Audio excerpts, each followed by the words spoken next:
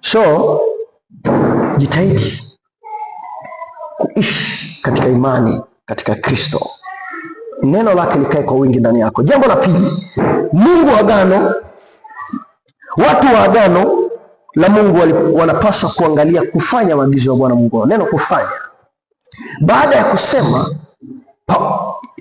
ya Musa kusema utasikiliza sauti ya Bwana Mungu wako, anaongeza hatua ya pili, anasema hivi, kuangalia kufanya maagizo yake yote. Anasema hivi, itakuwa utakaposikia sauti ya Bwana Mungu wako kwa bidii kutunza kufanya maagizo yake yote. Kutunza, kufanya. Neno kutunza maana yake kulinda, kwa sababu ni ya thamani. Kuangalia kwa makini, ndio maana ya neno kuangalia kufanya maagizo yake. Neno kuangalia maana yake moja ni kulinda. Kwa nini unalinda? Kwa sababu unalinda ni kama Tanzanite. Pale wanapochimba Tanzanite na sehemu nyingine yote wanapochimba mawe, vitu vya thamani, wameweka ulinzi serikali. Kwa nini? Kwa sababu pale kuna kitu cha thamani. Sasa Mungu alitaka kabla ya taifa lake kuingia kwenye ile nchi, wajue kwamba wanapokwenda, kitu kitakachowafanya waweze kufanikiwa ni kulinda maagizo ya Mungu wao, maana wasiyaache yadondoke,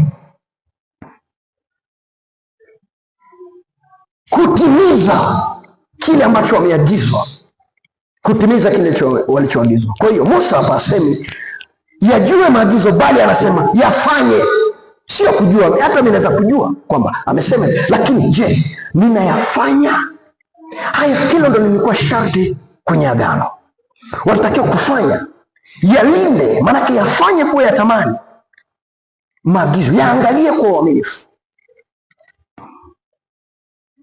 Kumbuka hawa walikuwa wanaingia Kanaani, na kabla ya kuingia Kanaani walikuwa wanapaswa kuyatunza, kwa sababu walikuwa wanapaswa kuyatunza yale maagizo.